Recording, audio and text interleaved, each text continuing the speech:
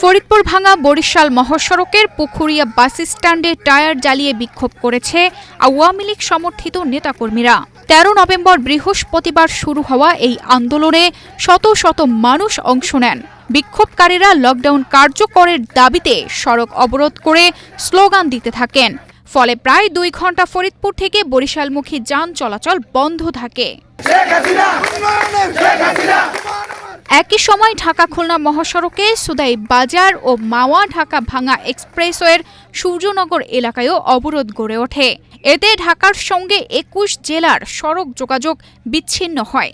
পদ্মা সেতু, metro rail এবং elevated expressway নির্মাণের গর্বিত অংশীদার বসুন্ধরা সিমেন্ট। পুলিশ ও সেনাবাহিনী ঘটনাস্থলে অবস্থান নিলেও কোনো সংঘর্ষ হয়নি। ভাঙা হাইওয়ে থানার ওসি রকিবুজ্জামান জানান, পরিস্থিতি শান্ত রাখতে বিক্ষোভকারীদের সঙ্গে কথা বলা হচ্ছে। তানজিদা রহমান, ইনায়া, বাংলাদেশ প্রতিদিন।